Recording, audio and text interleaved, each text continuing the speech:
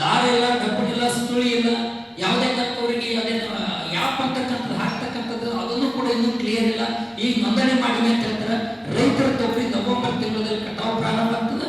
ಅದನ್ನು ಈ ವರ್ಷ ಏನಾಗಿದೆ ಅಂತ ಹೇಳಿದ್ರೆ ಹಸಿ ಜಾಸ್ತಿ ಇರೋದ್ರಿಂದ ಡಿಸೆಂಬರ್ ಹೋಗಿ ಜನವರಿ ತನಕ ಡಿಸೆಂಬರ್ ತೊಗರಿ ಕಟಾವು ಪ್ರಾರಂಭ ಆಗಿದೆ. ಮಾರ್ಕೆಟಿಗೆ ಹೊಸ ತೊಗರಿ ಕೂಡ ಬರಲಿಕ್ಕೆ ಶುರುವಾಗಿದೆ. ಆದರೆ ಇಂಥ ಟೈಮಲ್ಲಿ ಇನ್ನೂ ಕೂಡ ಅವರು ತೊಗರಿ ಯಾವುದೇ ಕಾರಣಕ್ಕೂ ಖರೀದಿ ಕೇಂದ್ರದಲ್ಲಿ ಖರೀದಿಯನ್ನ ಸ್ಟಾರ್ಟ್ ಇಲ್ಲ. ಆದರೆ ಅವರು ಜನವರಿ ಒಯ್ದರು ಅಂದ್ರೆ ಸಣ್ಣ ಮತ್ತು ಅತಿ ಸಣ್ಣ ರೈತರ ಹತ್ರ ಯಾವ ತೊಗರಿ ಇರೋದಿಲ್ಲ, ಈ ರೇಟು ಕೂಡ ಸಿಗ್ತಿಲ್ಲ. ಅಕ್ಕಕ್ಕೆ ಮಗು ಜೋಳ ಕೊಟ್ಟು ಮನೆಗೆ ಬರ್ತಕ್ಕಂಥ ನಮ್ಮ ತೊಗರಿ ಬೆಳೆಗಳ ಪರಿಸ್ಥಿತಿಯನ್ನ ಸಂಕಷ್ಟಕ್ಕೆ ಎದುರಾಗ್ತದೆ ಅಂತಕ್ಕಂಥ. ಇದಕ್ಕೊಂದು ಉದಾಹರಣೆ ಹೇಳ್ಬೇಕಾದ್ರೆ ಹೆಸರು, ಉದ್ದು, ಸೋಯಾ ಯಾವ ಟೈಮಲ್ಲಿ ಆರ್ಡರ್ ಮಾಡಿದ್ದಾರೆ, ಯಾವ ಟೈಮಲ್ಲಿ ಖರೀದಿ ಕೇಂದ್ರ ತೆರೆದಾರೆ. ಮೊನ್ನೆ ಉದ್ದು, ಹೆಸರು, ಸೋಯಾ ಖರೀದಿ ಕೇಂದ್ರ ತೆರೆದಿದ್ದಾರೆ. ಅದನ್ನು ಹೋಲಿಸಿದ್ರೆ ಟೋಟಲಿ ಅದು ಕೊಂಡುಕೊಂಡು ಹತ್ತಲಾದಂತ ಪರಿಸ್ಥಿತಿ ನಿರ್ಮಾಣ ಆಗಿದೆ.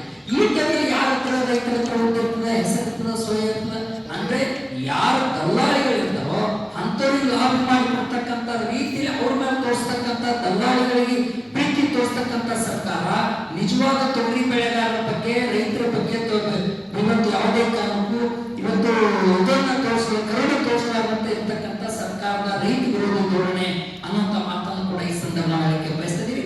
ಆ ಕಾರಣಕ್ಕೆ ಎಲ್ಲ ಬೇಡಿಕೆ ರೈತರ ಬೆಳೆ ವಿಮೆ ಜಾರಿಗಾಗಿ, ತೊಗರಿ ಬೆಂಬಲ ಬೆಲೆಗಾಗಿ ಒತ್ತಾಯಿಸಿ ನಾಲ್ಕು ತೊಗರಿ ಅತಿವೃಷ್ಟಿ ಪರಿಹಾರ ತಾರತಮ್ಯ ನಿವಾರಿಸಲು ಪರಿಹಾರವನ್ನು ಸಮಾನ ಎಲ್ಲ ರೈತರಿಗೆ ಹಾಕಬೇಕು ಅಂತೇಳಿ ಇದೇ ತಿಂಗಳ ಜನವರಿ 6ರಂದು ಕಲಬುರಗಿ ನೆಹರು ಗಂಜ್ ಎಪಿಎಂಸಿ ಕಚೇರಿ ಮುಂದೆ ಮತ್ತು ಇಫ್ಕೋ ಟೋಕಿಯೋ ಇನ್ಸೂರೆನ್ಸ್ ಕಂಪನಿ ಎದುರುಗಡೆ ಕರ್ನಾಟಕ ಪ್ರಾಂತ ರೈತ ಸಂಘದ ನೇತೃತ್ವದಲ್ಲಿ ಇವತ್ತು ರೈತರನ್ನ ಸೇರಿ ಪ್ರತಿಭಟನೆಯನ್ನ ನಡೆಸ್ತಾ ಇದ್ದೀವಿ.